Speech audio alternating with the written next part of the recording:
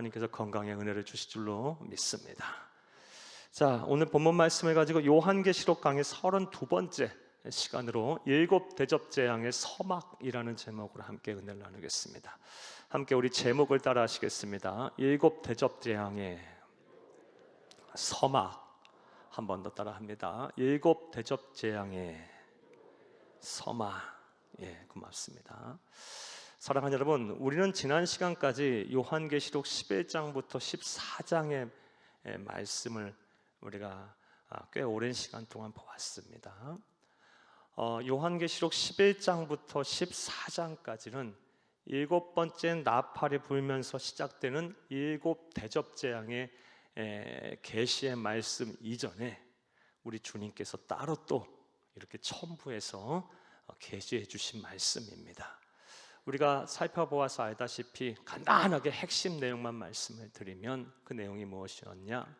말세의 때에 교회가 어둠의 세력인 사탄 마귀와 적그리스도와 그리고 거짓 선지자들에 의해서 핍박을 받고 환난을 당하게 된다라는 것입니다. 하지만 교회는 결국 승리할 거다. 교회와 성도는 승리자가 될 것이다 라는 이 선언의 말씀이 요한계시록 11장과 14장 첨부계시, 막간계시, 삽입계시의 내용이었습니다. 그리고 오늘 이제 15장부터는 다시 원래의 자리로 돌아갑니다. 그래서 일곱 번째 나팔이 불 때 또 시작되는 다른 재앙인 일곱 대접 재앙에 대한 계시의 말씀이 이제 15장, 16장으로 쭉 이어집니다. 오늘 이 15장은 일곱 대접 재앙에 본격적으로 시작하기 전에 서막에 관한 준비 과정에 관한 말씀입니다. 오늘도 한 절 한 절 읽어가면서 하나님이 주신 은혜를 찾겠습니다. 큰 은혜의 시간이 되기를 간절히 바랍니다. 할렐루야. 자, 오늘 본문 1절을 함께 읽겠습니다. 또 하늘에 크고 이상한 다른 이적을 보매 일곱 천사가 일곱 재앙을 가졌으니 곧 마지막 재앙이라. 하나님의 진노가 이것으로 마치리로다. 아멘. 우리 하나님께서 계시로 환상을 통해 계시로 말씀을 해주시면서 말세의 때의 세 가지 재앙, 일곱 인재앙, 일곱 나팔재앙, 일곱 대접재앙에 대한 말씀을 하셨는데 그 요한계시록 내용이고 그 중에서 세 번째 마지막 재앙, 일곱 대접재앙에 대한 말씀을 하시면서 하나님의 진노가 이것으로 마치게 될 것이다. 그러니까 일곱 대접재앙은 이 땅에 있는 하나님의 진노의 마지막 재앙, 최후의 재앙이라고 볼 수 있습니다. 그만큼 어떻다는 거예요. 그 어떤 재앙보다 더 참혹하고 더 무섭고 더 끔찍한 재앙이 이제부터 전개가 될 것입니다. 이후에는 재앙이 없어요. 더 끔찍한 재앙이 이루어지게 될 거예요. 자, 그 말씀을 이제 계시로 말씀하시면서 사도 요한에게 말씀, 또 우리에게 말씀을 하고 계시는데 1절 말씀에 보면 근데 참 재밌는 표현이 있습니다. 우리가 생각을 좀 해봐야 될 표현이 있어요. 이 무시무시한 인류 최후의 이 마지막 하나님의 진노의 재앙인 일곱 대접재앙에 대한 말씀을 일곱 대접재앙에 대한 표현을 하면서 하늘에 크고 이상한 다른 이적이라고 표현을 하고 있습니다. 크고까지는 이해가 돼요. 그런데 이상한 다른 이적이라고 표현하고 있어요. 사랑하는 여러분, 재앙을 이상하다, 정확한 이상하다의 정확한 표현, 정확한 의미는요 헬라어로 다우마스토스예요. 그리고 경이로운이란 뜻이에요. 아주 놀라운이란 뜻이에요. 그런데 일곱 대접재앙 말씀드렸다시피 이제 무시무시한, 이후로는 재앙이 없기 때문에 무시무시한 재앙이거든요. 그러면 여기서 경이로운 다른 이적이라고 표현하면 안 되고 크고 무서운 재앙, 크고 참혹한 재앙, 크고 끔찍한 재앙 이렇게 표현을 해야 옳거든요. 그런데 하나님께서는 이 일곱 대접재앙에 대한 표현의 말씀을 하시면서 크고 이상하다, 경이롭다, 경이로운 이적이다 이렇게 표현을 하고 있습니다. 그렇다면 그 이유가 무엇일까요? 성경은 단 한 구절, 단 한 말도, 한 낱말도 그냥 의미 없이 쓰여진 말씀이 하나도 없습니다. 전부 다 이 안에 의미, 하나님의 의중이 담겨 있어요. 분명한 의미가 있어요. 사랑하는 여러분, 여기 이상하다라고, 이상한이라고 번역이 된 헬라어 다우마스쿠토스는요, 어떤 때 주로 성경에서 사용됐냐면 하나님께서 하나님의 백성들을 구원할 때 수많은 기적과 이적, 정말 초자연적인 불가능을 가능케 만드는 그런 이적을 통해서 구원할 때 그 구원을 경험한 사람들이 와, 참 하나님 경이롭다, 이런 때 쓰인 단어예요. 구약에 보면 출애굽 사건들을 통해서, 또 수많은 열왕기의 말씀을 통해서, 또 수많은 선지서의 말씀을 통해서 하나님께서 기적과 이적을 베푸셔서 하나님의 택한 백성들을 구원하셨죠. 그때마다 쓴 표현이 뭐다? 경이로운, 다우마스토스, 여기 이상한이라는 뜻이에요. 그러니까 우리가 이 일곱 대접 재앙에 표현하는 데 있어서 크고 두렵다, 크고 참혹하다, 크고 끔찍하다가 아닌 크고 경이롭다라고 하나님께서 표현을 하셨다는 이 말씀을 통해서 우리는 다음과 같은 진리를 얻게 돼요. 재앙의 목적이 불의하고 악인을 심판하는 것에 있는 것이 아니라 우리들 구원받은 하나님의 백성의 구원을 완성하는 것에 있다라는 것을 알 수가 있습니다. 그러니까 하나님은 항상 구원받아야 될 하나님의 백성들을 항상 돌보고 계세요. 항상 생각을 하고 계시는 거예요. 일곱 대접 재앙, 이 무시무시하고 끔찍한 인류 최후의 재앙의 말씀을 통해서도, 여기서도 우리는 하나님의 사랑의 끈을 볼 수 있어요. 하나님의 사랑을 볼 수가 있어요. 사랑하는 여러분, 하나님은 사랑이십니다. 사랑이세요. 그 사랑은 육신의 부모의 사랑을 초월하는 사랑이에요. 오늘 예배드리기 바로 직전에요, 청년 때부터 같이 사역했던 우리 청년이 이제 결혼을 해서 아기를 낳았어요. 그래갖고 전화를 저한테 했더라고요. 얼마나 대견한지. 너무 대견해서 축복하며 기도하고요. 제가 아기 얼굴을 사진을 보고 싶어서 사진 좀 보내라고 했는데 너무 이쁜 거예요. 너무 이쁜 거예요. 그래서 내가 천사를 낳았다 그랬어요. 사랑하는 여러분, 육신의 부모가 아기, 젖먹이는 아기를 낳은 어머니가 그 아기를 얼마나 사랑하겠어요. 그런데 성경은 분명히 말하고 있어요. 젖을 먹이는 어머니가 그 젖먹이를 잊을지라도 나는 너희를 잊지 않겠다라고 말씀을 하고 계세요.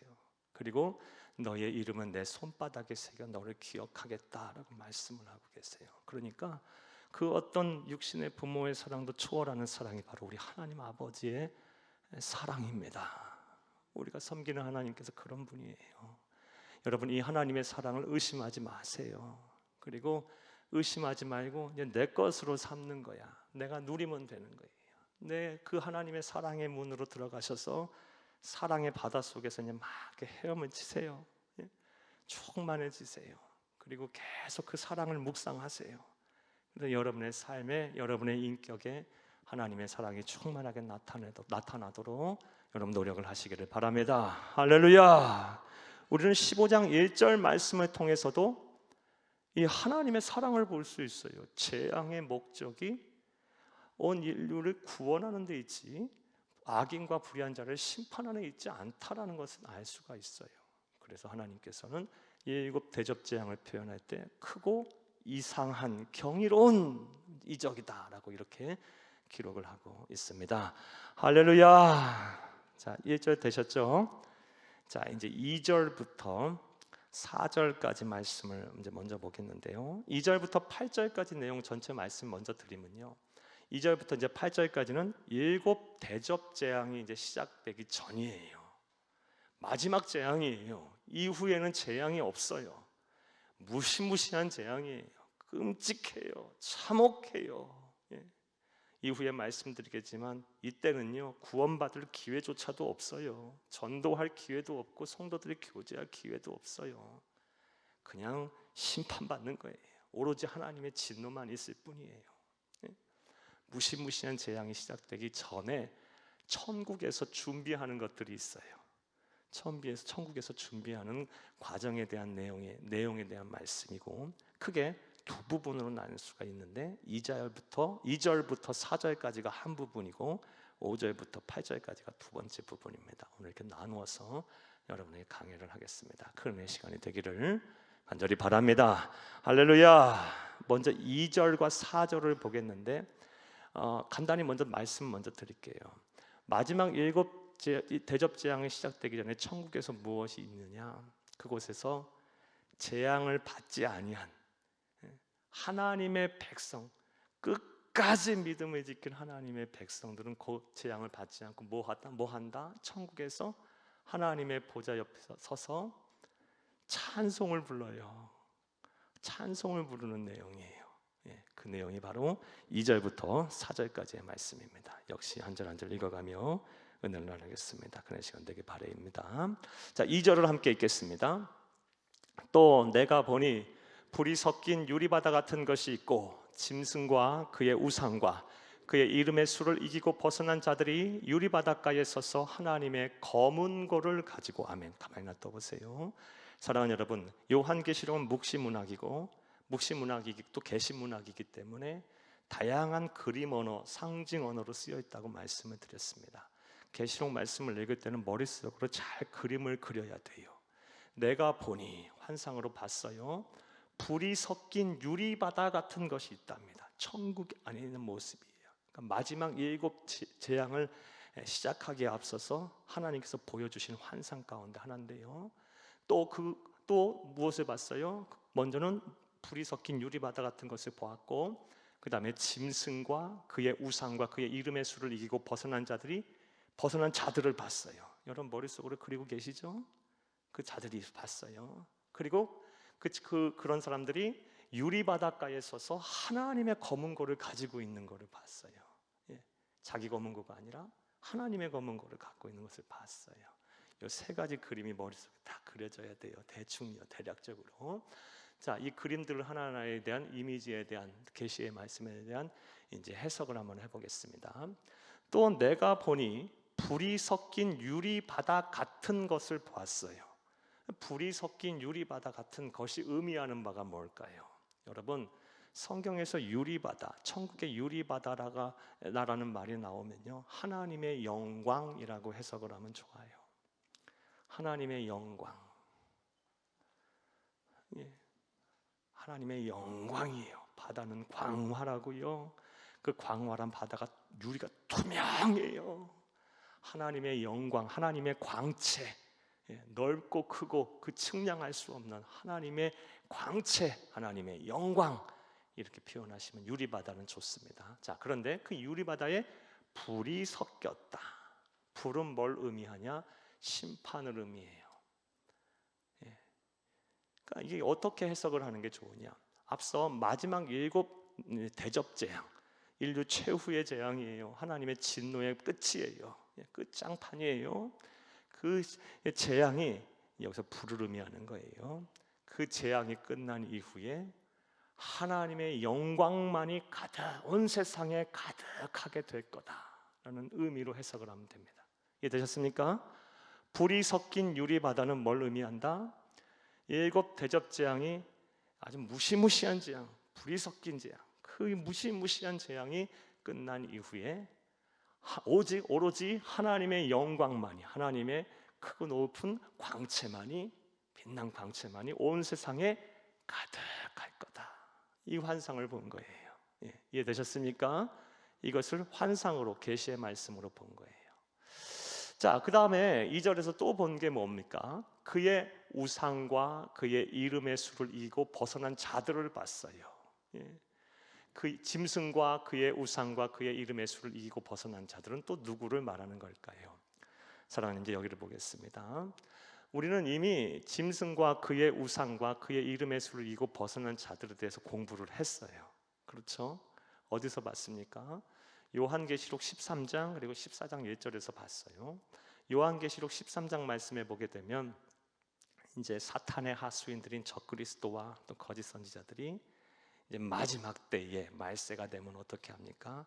성도들을 핍박하고 교회를 막 핍박하고 박해를 하고 환난하고 또 온 세상을 정치 권력을 가지고 또 사회 문화 속에서 침투해서 또 그것을 가지고 또 종교적인 힘을 가지고 온 세상을 장악하면서 세계를 이제 지배를 하게 돼요. 그러면서 이제 교회와 성도들을 특별히 이제 핍박을 하는데 어떻게 핍박해요? 짐승의 우상을 만들고, 짐승은 이제 사탄 마귀를 말하고요. 사탄 마귀 또 적그리스도를 말하기도 하고요. 이 사탄 마귀와 적그리스도를 상징하는 우상을 숭배하게 하고 거기에다가 짐승의 표, 짐승의 숫자인 666의 표를 가진 자만이 이 세상에서 매매도 하고 뭐 사기도 하고 팔기도 하고 또 삶을 살 수 있도록 통제를 해버려요. 예. 그리고 그렇게 우상을 숭배하지 아니하고 끝까지 믿음을 지키려고 하는 자들은 무섭도록 박해하고 핍박해서 죽여요. 그런 가운데서도 믿음을 지킨 자들이 바로 오늘 15장 2절에서 일곱 대접 재앙을 피해서 천국에서 우리 하나님의 영광이 가득한 유리바다 위에 하늘 보좌 옆에서 하나님 옆에 서 있는 자들임을 믿으시기를 간절히 주의 이름으로 축복합니다. 그런 사람들이 이제 요한계시록 14장 1절에 나오죠. 함께 읽겠습니다. 또 내가 보니 보라 어린 양이 시온산에 섰고 그와 함께 14만 4천이 서 있는데 그들의 이마에는 어린 양의 이름과 그 아버지의 이름을 쓴 것이 있더라. 아멘. 이미 공부했죠. 14만 4천은 특정한 숫자가 아니고 구약의 하나님의 택함 받은 백성을 상징하는 대표하는 12지파, 그리고 신약의 하나님의 택함 받은 백성, 구원받은 하나님의 자녀를 상징하는 12제자를 곱하고 거기다 많다, 천, 만 이런 많은 숫자를 의미하는 숫자를 곱하게 되면 14만 4천이 돼요. 그러니까 예수를 그리스도입니다. 하나님의 백성이 된 우리들이 바로 14만 4천 명이에요. 예. 하지만 우리도 끝까지 믿음을 지켜야 돼요. 하나님의 나라 가는 그날까지 세상이 어떻게 변하든 어떠한 상황 속에 놓이든 간에 끝까지 믿음을 지키고 하나님이 주신 사명을 잘 감당하고 우리 주님 걸어가신 그 길을 걸어가는 자, 그게 바로 14만 4천 명이 되는 거예요. 저와 여러분이 끝까지 믿음을 잘 지키고 우리 예수님처럼 그 삶을 살아서 우리 구원을 꼭 완성해야 할 줄로 믿습니다. 그 자들을 봤어요. 요한계시록 14장에 나왔던 그 14만 4천 명의 그 어린 양 옆에, 예수 그리스도 옆에 서 있던 그 아름다운 자들을 우리 2절 말씀에 사도 요한이 또 환상 속에서 본 거예요. 마지막 일곱 대접 재앙이 시작되기 전에. 자, 그런데 그들이 다시 2절 말씀을 함께 보겠습니다. 세 번째 본 환상은요, 그들이 유리 바닷가에 서서 뭐를 들고 있어요? 하나님의 검은 고를 가지고 있답니다. 이 환상을 또 봤거든. 세 번째 환상으로요. 역시 유리 바다는 뭐라고 해석하면 좋다고요? 하나님의 영광, 하나님의 영광 중에 서서, 하나님의 광채 뒤에 서서, 하나님의 뭘 들고 있어요? 검은 고를 들고 있어요. 여러분, 뭐 검은 고라고 해서 우리나라 악기처럼 생긴 검은 고라고 이렇게 해석, 그렇게 생겼을 거다라고 해석을 하면 안 되고요. 그거다라고 하면 안 되고요. 그와 비슷한 악기를 들고 있어요. 뭐 서양 사람들은 비파라고도 하겠고 뭐 여러 가지 번역을 하겠죠. 어떻든 간에 그런 현악기 같은 것을 들고 있는데 그게 자기의 것이 아닌 하나님의 것을 들고 있다라는 것에 우리는 또 의미를 부여해야 합니다. 찾아야 합니다. 자, 그렇다면 하나님의 것을 들고 있다, 자기의 것이 아니라 하나님의 것을 들고 있다라는 이 말의 의미는 또 무엇일까요? 사랑하는 여러분, 여긴 다음과 같은 의미가 있습니다. 내 악기를 들고 찬양하는 것이 아니라 내 악기를 들고 천국에 들어와 하나님의 영광 중에 서서 하나님을 찬양하는 것이 아니고, 나는 그냥 왔지만 하나님께서 거저 악기를 주셔서 그 악기를 들고 하늘 보좌 옆에 하나님의 영광 중에 찬양을 하고 있다는 거예요. 다시 말해, 구원은 전적인 하나님의, 나를 향한 하나님의 은혜요, 하나님의 선물이다라는 것을 알 수가 있어요. 이해되셨습니까? 우리가 아무리 구원을 받고 구원을 이루려 해도 성령 하나님께서 믿게 하지 아니하시면, 인도하시 아니하시면, 깨닫게 하지 아니하시면, 믿게 하지 아니하시면 우리는 구원을 이룰 수가 없어요. 하나님의 선물이에요. 일찍이 사도 요한이 에베소 교회 성도들 향해 말했죠. 에베소 2장 8절에서 9절을 함께 읽겠습니다. 너희는 그 은혜에 의하여 믿음으로 말미암아 구원을 얻었나니 받았으니 이것이 너희에게서 난 것이 아니요 하나님의 선물이라. 행위에서 난 것이 아니니 이는 누구든지 자랑하지 못하게 함이라. 아멘. 구원은 전적인 하나님의 선물이다. 여러분, 에베소서 2장 8, 9절 말씀 같은 말씀 꼭 외우셔야 돼요. 그 은혜에 의하여, 누구의 은혜? 하나님이신 은혜, 하나님의 은혜, 우리 주 예수 그리스도의 은혜를 인하여 우리가 무엇으로 말미암아? 믿음으로 구원을 받는 거예요. 믿음으로 구원을 받았으니 이것이 너희에게서 난 것이 아니요 하나님께서 주신 거예요. 깨닫게 하신 거예요. 믿게 하신 거예요. 그런 가정에 태어나게 하셔서 또 누구를 전도자를 통해서 또 기회를 통해서 여러 가지 사건 사고를 통해서 회심케 하시고 믿음 주시고 말씀을 깨닫게 하시고 그래서 이곳까지 인도하시고 또 우리가 하나님의 나라 가는 그날까지 믿음도 지키게 하실 거예요. 하나님의 선물이라. 행위에서 난 것이 아니니 이는 누구든지 자랑하지 못하게 하려 함이라. 사랑하는 여러분, 하나님의 검은고를 들고 있다. 자기 검은고가 아니에요. 여기서 열심히 공부해서 열심히 상으로 받은 검은고가 아니고 내가 이 땅에 사는 동안 열심히 착한 일하고 수행해서 받은 검은고가 아니고 또 내가 열심히 돈 벌어서 그 귀한 검은고 사서 천국 간 거 아니고 값없이 하나님의 은혜로 우리는 믿음으로 구원을 받았고요.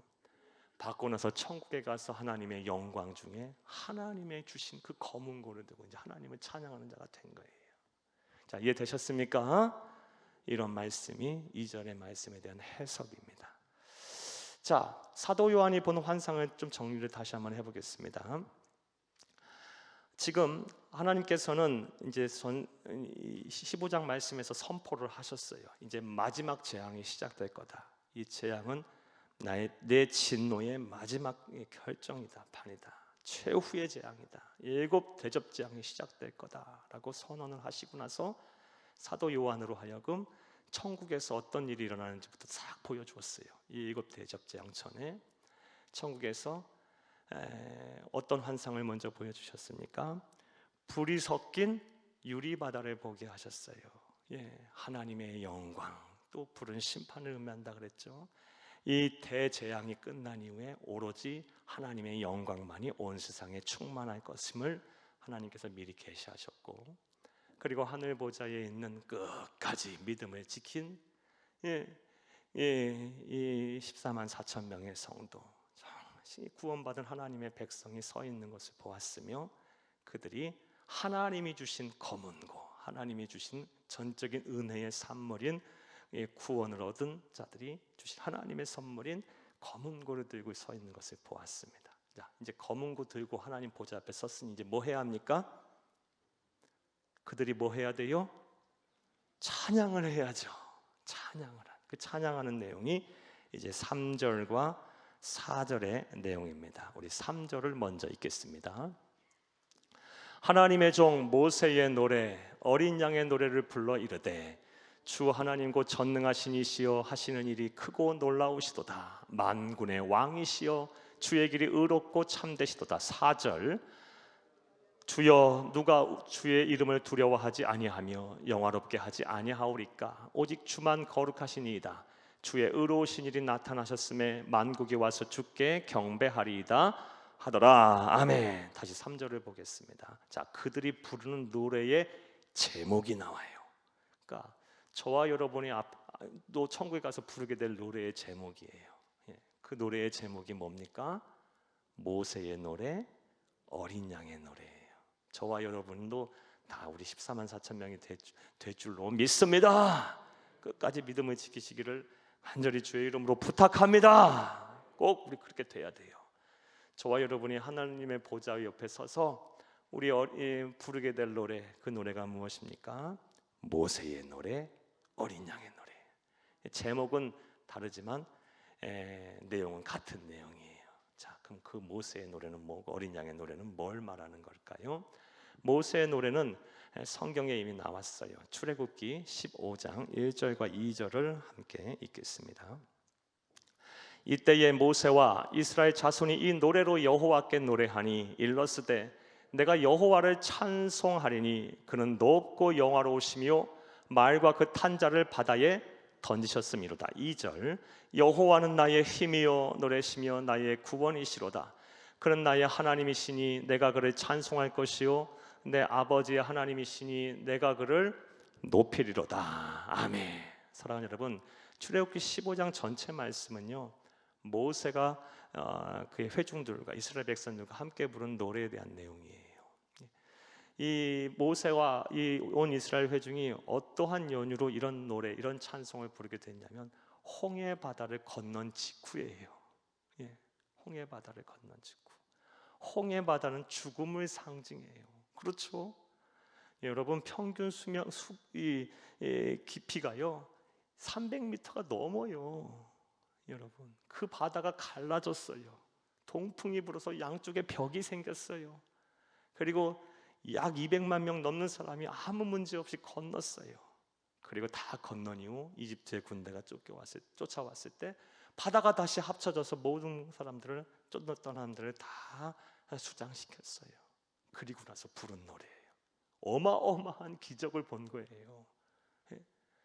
그러니 얼마나 기뻤겠어요. 모세의 노래는 한마디로 하면 구원에 대한 감격과 기쁨에 대한 노래예요. 죽을 수밖에 없었는데 그랬죠. 앞에는 시커먼 홍해 바다가 넘실거리죠. 깊이도 알 수 없는 측량 그 홍해 바다가 넘실거리고 있고 뒤에는 이집트의 군사가 쫓아오고요. 진퇴양난이에요. 이제 수단이 없어요. 나는 끝났다. 나는 끝났다. 막 얼마나 많은 사람들이 통곡을 하고 애잔해하며 또 마음 아파하며 또 속상해하고 또 염려와 근심에 빠졌겠어요. 그런데 하나님께서 그런 상황 속에서 기적을 행하셔서 홍해 바다가 갈라지게 하셨고 그런 과정을 통해서 구원을 하셨어요. 그러니 얼마나 기뻤겠어요. 그래서 부른 노래가 홍해 바다를 건넌 이후 부른 노래가 출애굽기 15장 모세의 노래, 구원에 대한 감격과 기쁨의 노래예요. 자, 그러면 그것이 이제 어린 양의 노래와 무슨 연관성이 있느냐를 우리가 또 생각을 해봐야겠죠. 제목은 다르지만 같은 내용이라고 말씀드렸죠. 사랑하는 여러분, 이렇게 잘 해석을 하시면 좋겠습니다. 잘 들어보시기 바랍니다.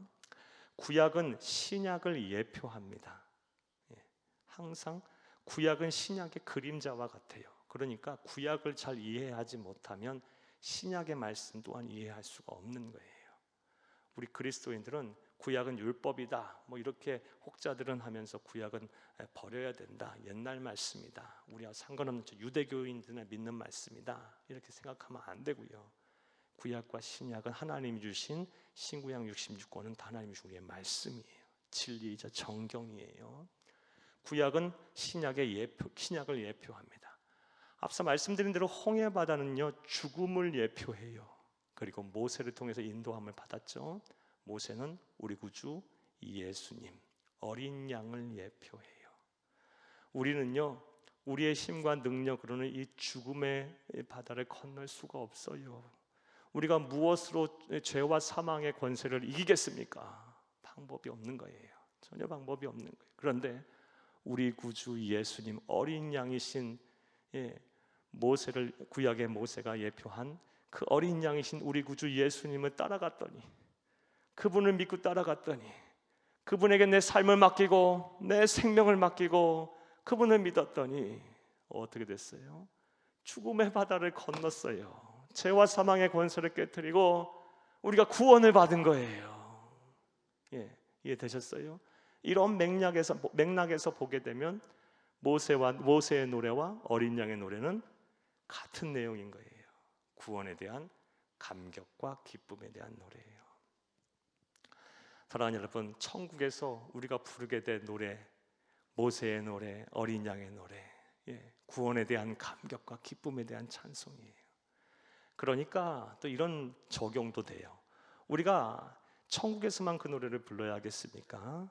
이 세상 사는 동안도 천국을 경험하는 삶을 살기를 원한다면 세상 어디를 봐서 천국이에요? 이 풍진 세상, 진짜 세상이 악하고요, 고난, 고통, 고생뿐이에요. 뭐 이렇게 생각하지도 못한 일들이 막 치고 들어오는지. 그렇죠.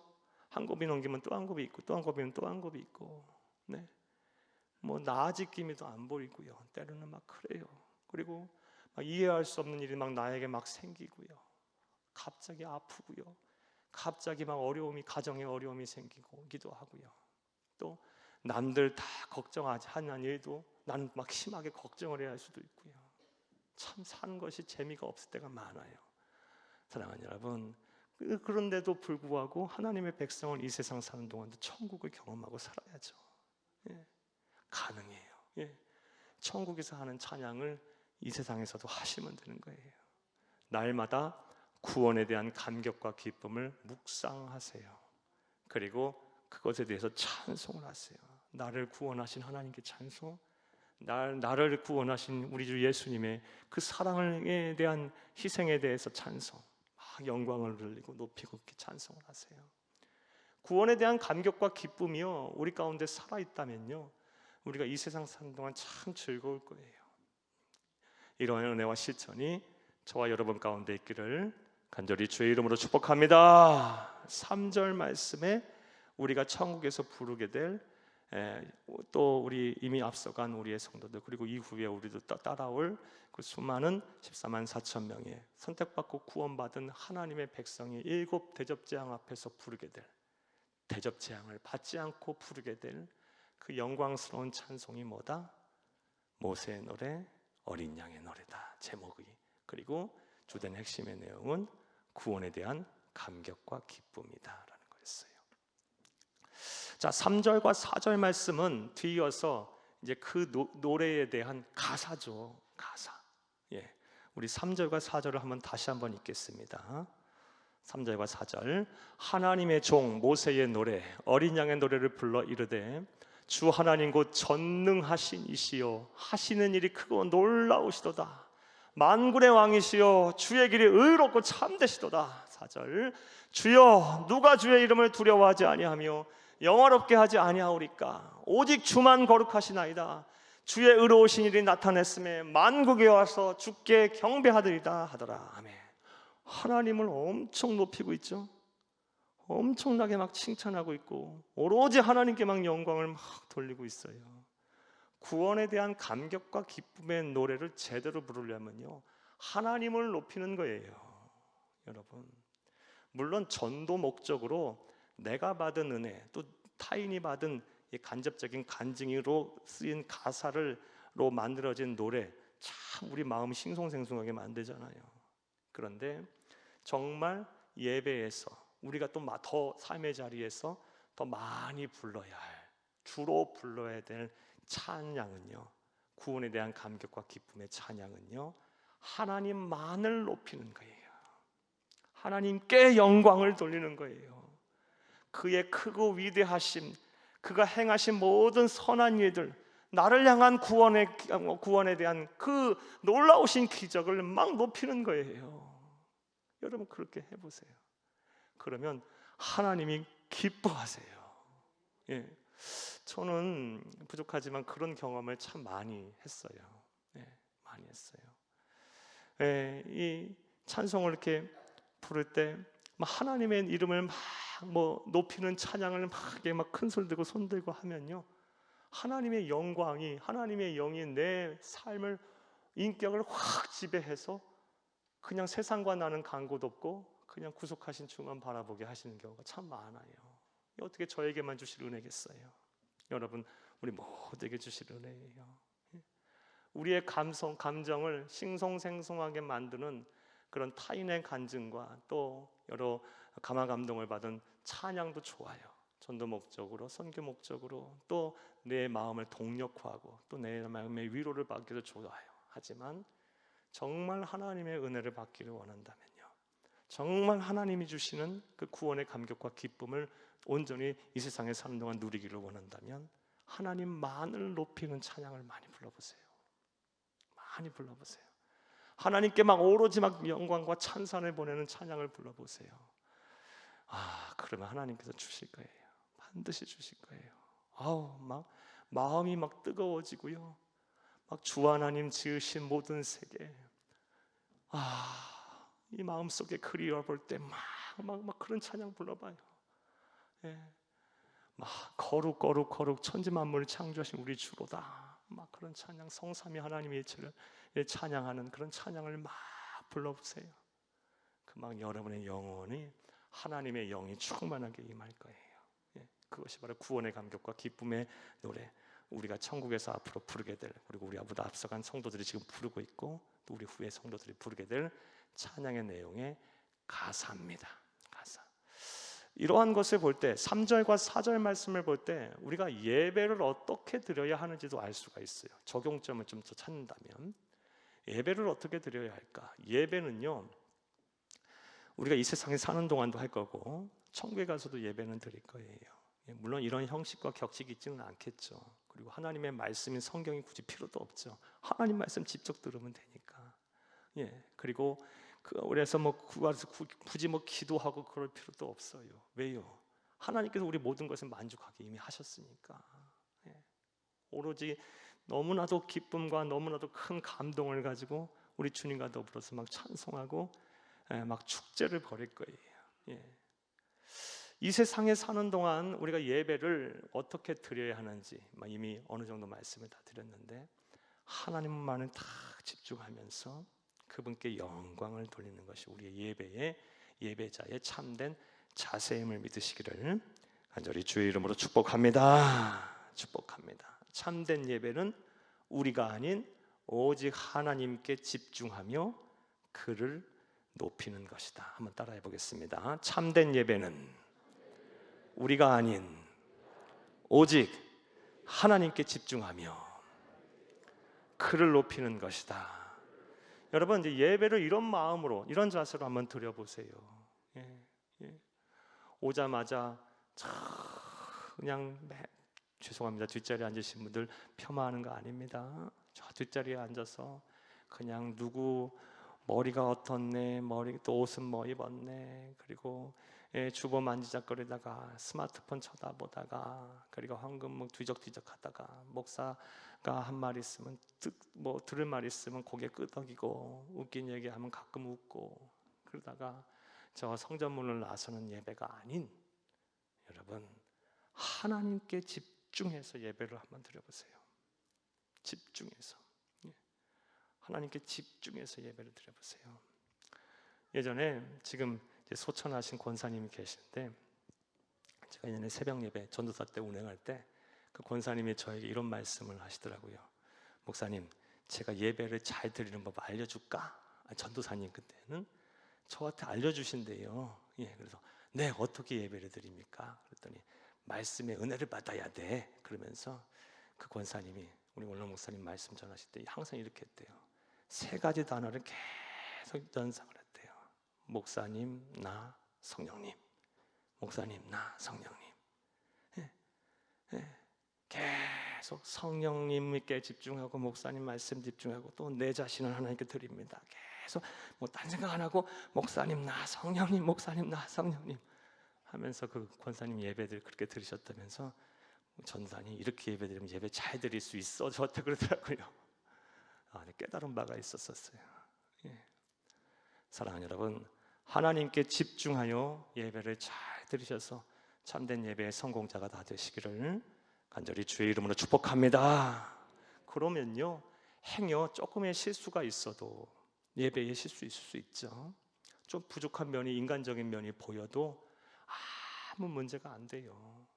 또 이 자리에서 누가 설교를 하든 간에 하나님의 말씀인 성경에서 근거해서 설교를 하면 들을 만한 은혜가 있다니까요. 두서없이 말하고 논리 없이 말하고 뒤죽박죽 얘기를 해도 이 안에 있는 하나님의 말씀인 성경에 근거해서 말씀을 선포하면 성령 하나님께 집중해서 예배를 드리는데 왜 은혜가 안 되겠어요? 그런데 그거 없으면 이 자리에서 예수님이 설교하고 사도 바울이 설교해도 은혜 못 받아요. 그거는 성경을 보세요. 예수님 설교할 때 안 들은 사람 천지였어요.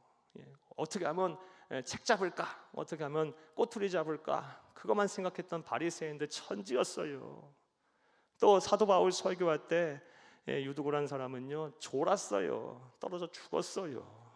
다시 성령의 능력으로 살려내긴 했지만 설교 듣다가도 재미없어 졸은 사람도 있다니까요. 사도 바울이 설교해도 성령 하나님 앞에 집중하여 예배를 잘 드려서서 천국에서 드릴 예배를 이미 경험하고 또 천국에서 누릴 영광을 이 세상에서 누리는 귀하고 복된 성도님들이 다 되기를 간절히 주의 이름으로 축복합니다. 축복합니다. 자, 15장 2절에서 4절 말씀에 보면 마지막 7 대접 재앙이 시작되기 전에 천국에서는 성도들이 뭘 합니까? 아주 이거 대조적으로 보여준 거예요. 7 대접 재앙을 당하는 이 땅의 불쌍한 불신자들은 이런 대접 재앙을 당할 건데 봐라 끝까지 믿음을 지켰던 이 세상에 사는 동안 때로는 뭐 무시도 당하고 핍박도 당하고 환난도 당했지만 그런 성도는 어떠냐? 대놓고 보여주는 거예요. 재앙전에 보여주고 계신 거예요. 하나님이 주신 검은 거를 다 가지고 모세의 노래, 어린 양의 노래를 불러요. 하나님에 대한 구원의 감격과 기쁨에 대한 찬송, 하나님만을 오로지 높이는 그런 찬송을 부르게 될 것입니다. 저와 여러분의 노래가 되어야 될 줄로 믿습니다. 자, 이제 5절에서 8절 말씀을 보겠어요. 또 다른 이제 환상, 이 마지막 7 대접 재앙이 시작되기 전에 또 다른 환상, 사도 요한이 본 환상을 보겠습니다. 우리 5절에서 8절을 5절만 먼저 읽겠습니다. 5절입니다. 5절. 또 2일 후에 내가 보니 하늘의 증거 장막에 성전이 열리며, 아멘. 이 말씀도 잘 봐야 돼요. 이 말씀 갖고 수많은 이단들이 장난을 하니까요. 또 2일 후에 내가 보니, 장면이 전환이 됐어요. 계속 그 연장선상에 있는 겁니다. 7 대접 재앙이 시작되기 전에 하나님께서 어떤 일이 일어날 것인가에 대한 계시의 말씀, 어디에서? 천국에서 그거를 보게 됐는데요. 하늘에 뭐가 열렸어요? 증거 장막의 성전이 열렸어요. 그 환상을 본 거예요. 증거 장막의 성전. 사랑하는 여러분, 그렇다면 여기서 이제 개념부터 정리를 해야죠. 증거 장막의 성전이 뭘까요? 여러분, 이것은 이제 민수기서 18장 2절 말씀을 보면 알 수 있습니다. 함께 읽겠습니다. 너는 내 형제 레위 지파 곧 내 조상의 지파를 데려다가 너와 함께 있게 하여 너와 네 아들들이 증거의 장막 앞에 있을 때 그들이 너를 돕게 하라. 아멘. 그러니까 여기서 증거 장막의 성전은 과거 구약 시대에 출애굽한 이스라엘 백성들이 40년간 광야 생활을 하면서 광야에서 하나님의 법궤를 안치하고 모셨던, 예배드렸던, 제사드렸던 곳의 장소인 성막을 말하는 거예요. 성막. 이해되셨습니까? 증거 장막의 성전이. 그런데 이 증거 장막의 성전을 왜 성막이라고 하지 않고 그냥 성전이라고 하지 않고 증거 장막의 성전이라고 했을까? 증거라는 말이 왜 들어갔을까? 이거 잘 알아야 되겠죠. 그곳에는 우리 구약의 성막 공부하신 분들도 잘 아실지 모르겠는데요. 성막에는 뭐가 있었습니까? 저 지성소 안에 하나님의 임재의 상징, 하나님의 증거의 상징인 법궤가 있었기 때문이에요. 그래서 증거 장막의 상징이에요. 법궤 안에는 뭐가 들어가 있었습니까? 3가지가 들어 있었어요. 하나님께서 친히 새긴 하나님의 말씀인 십계명 2 돌판이 있었고요. 또 아론의 쌍난 지팡이가 있었어요. 그 아론의 쌍난 지팡이 뭐예요? 도저히 싹이 날 수가 없는 상황에서 싹이 나게 하고 하나님의 기적의 상징이에요. 기적의 상징, 기적의 증거예요. 기적의 증거. 또 하나 뭐가 들어가 있어요? 만나를 담는 항아리가 있었어요. 만나를 담은 항아리는 뭘 의미해요? 뭘 증거합니까? 하나님이 돌보신다. 광야 같은 곳에서 물 한 모금 풀 한 폭이 제대로 마실 수 없고 나지 않는 그런 곳에서 하나님이 도와주시고 하나님이 돌보셨다. 증거다. 이 만나를 담은 항아리가.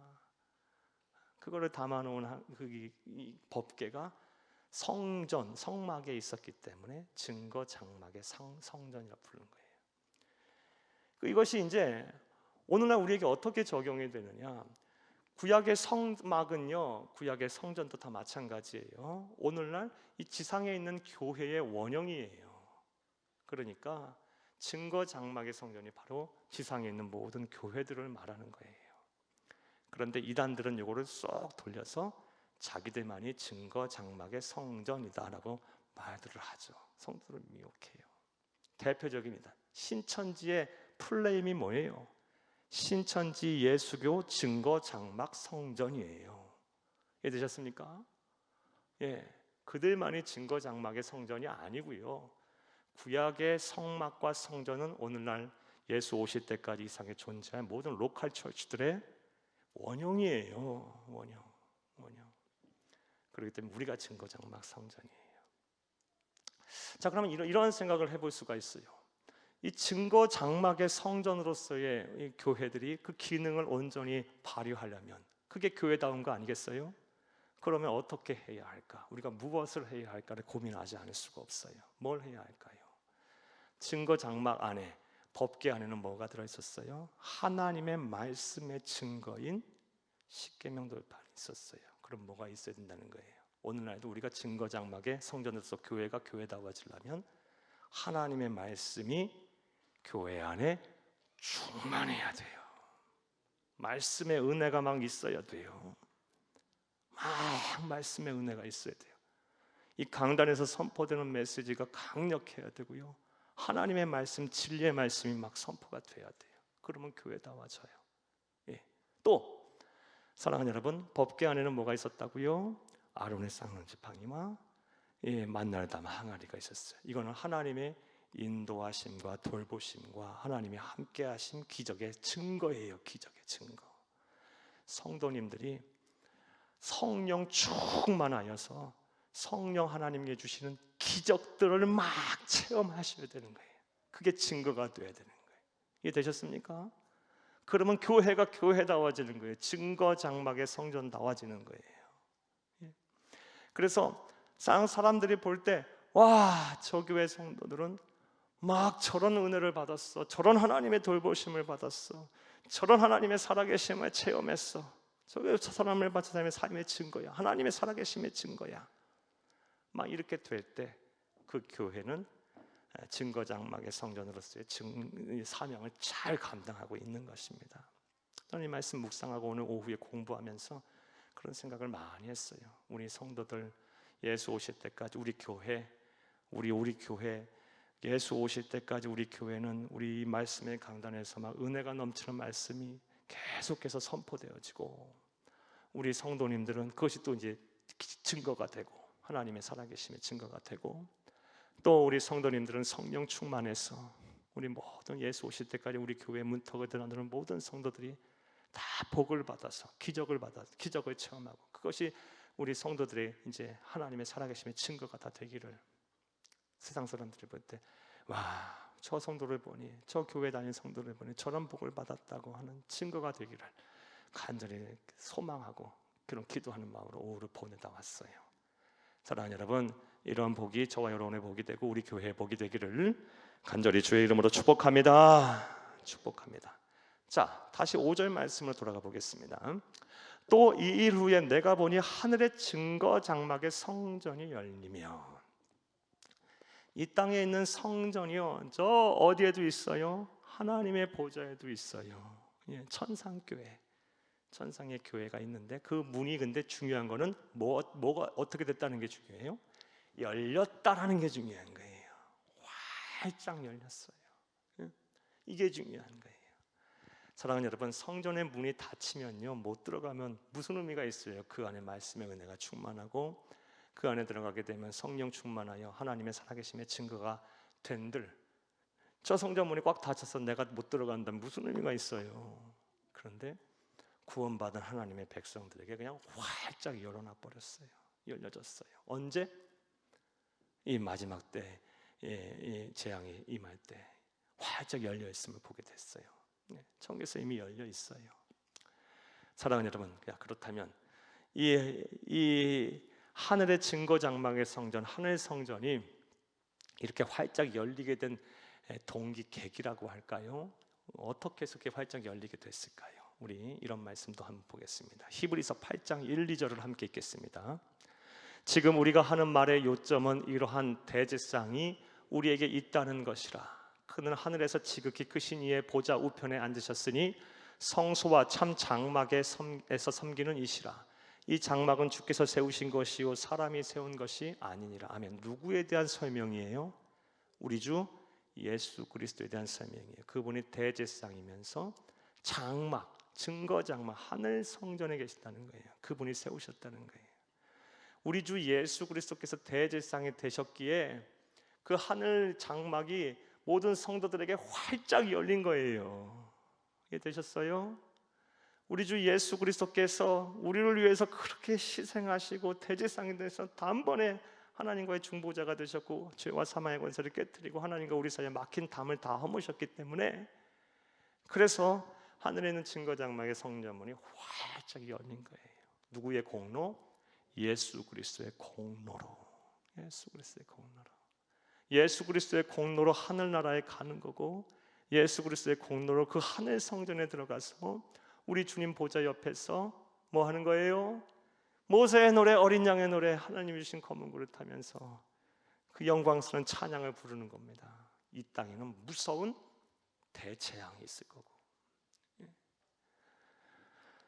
사랑하는 여러분, 우리 예수님의 공로예요. 자, 이제 시간이 많이 돼서 더 보겠습니다. 여러분, 이제 7절과 8절 말씀을 보겠어요. 7절과 8절을 함께 읽겠습니다. 7절 8절.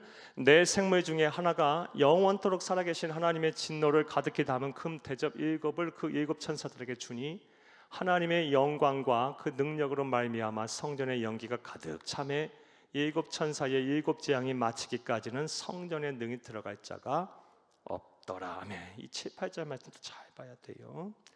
사랑하는 여러분, 6절을 안 읽었네요. 우리 6절도 함께 읽겠습니다. 죄송합니다. 6절, 중요한 6절을 읽어야죠. 7 재앙을 가진 7 천사가 성전으로부터 나와 맑고 빛난 세마포 옷을 입고 가슴에 금띠를 띠고. 아멘.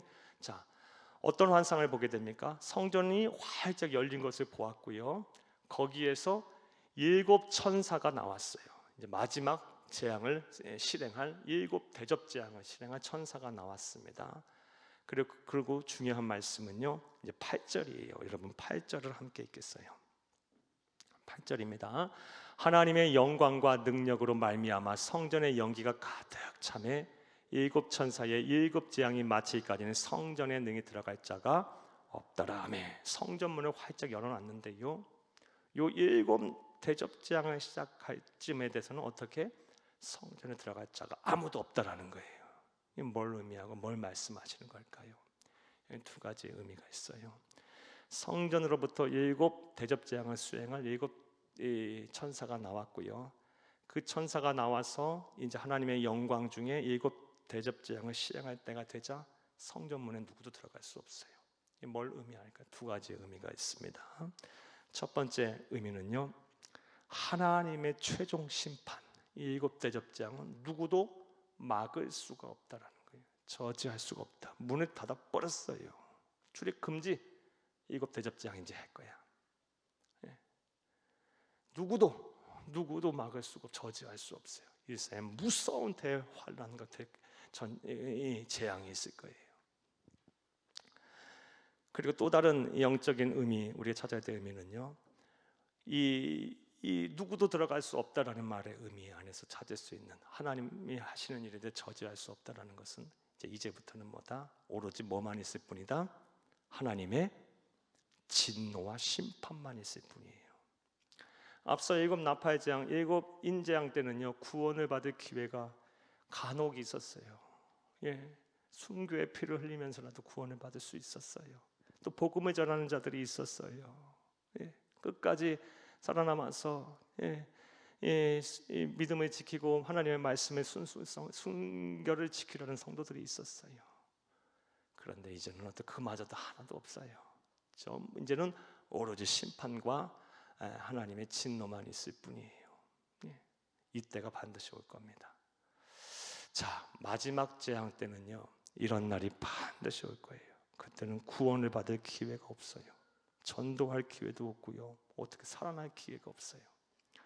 그러면 우리는 이러한 마지막 재앙을 앞두고 우리는 어떻게 살아야 하느냐, 이게 우리에게 중요한 과제예요.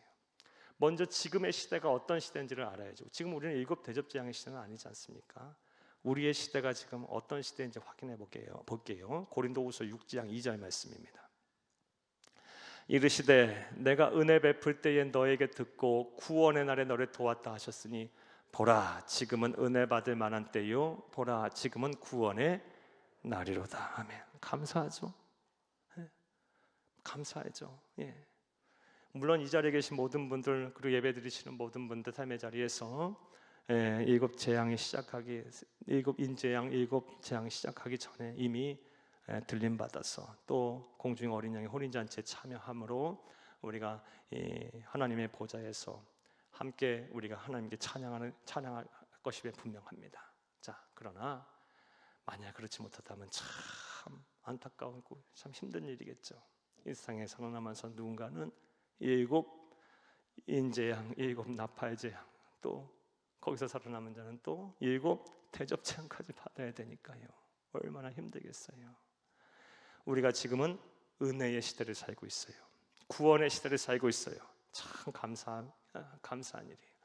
하나님 앞에 감사하는 성도님들이 다 되시기를 간절히 바랍니다. 자, 그러면 그리고 또 우리는 무엇을 해야 되겠어요?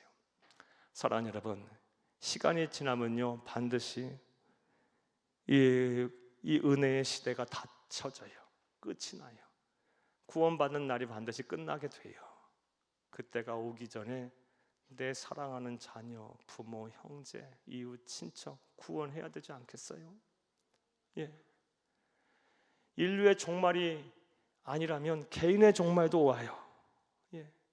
하나님의 때가 아니라면 개인의 종말이 먼저 올 수 있어요.